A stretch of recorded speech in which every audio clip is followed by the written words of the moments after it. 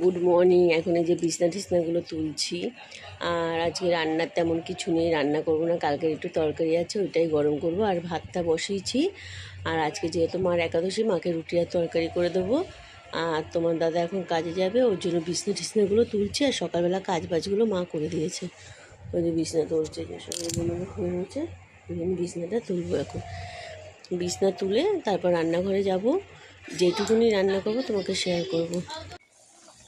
পেঁপে দিয়েছি, আলু দিয়েছি, একটু কুমড়ো দিয়েছি, আর কয়েকটা কলমি শাকের পাতা দিয়ে তরকারি করছি। আর এই যে আটা নিয়েছি, আটা মাখবো, যেহেতু মার একাদশী। আর কালকের তরকারি সব কিছু ছিল, এগুলো গরম করলাম। ওটা এখন দেখাইনি, দুপুরবেলা খাওয়ার সময় তোমাদের শেয়ার করবো।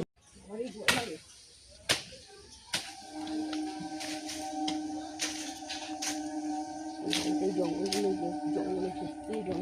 করছে, এখান থেকেই কত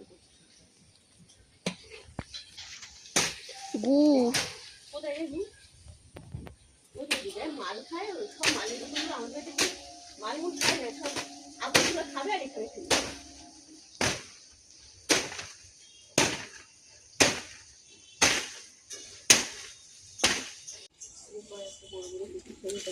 কয়েকটা কেটে নিয়েছে, আর ওই দিকে দিয়ে পেঁয়াজটা কাটবো। মা গুয়ে পা দেওয়া হাইতে মুইতে ছড়ায় রাখছে কুত্তা। আমাদের বাড়িটা বিক্রি হবে, যে যে কিনবা চলে আসো জঙ্গল বাড়ি।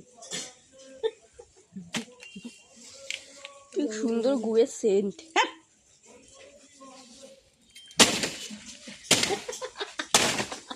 ভাঙিয়ে দেবো। এই কচুটা দেখছো কত বড়?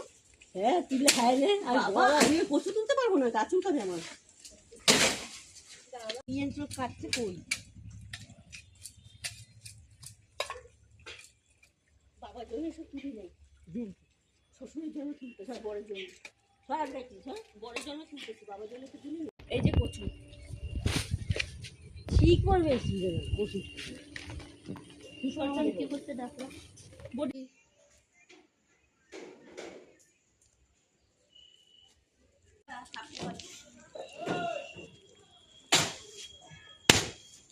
ওইদিকে জঙ্গল, এইদিকে জঙ্গল, বাড়িতে সারা বাড়ি ওই জঙ্গলে যে ভর্তি।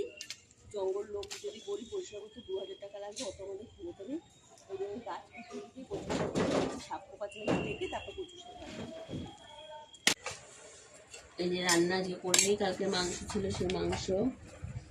আর এই যে কালকেরই ডাল। আর এই যে এটা হচ্ছে আলু ভাজা।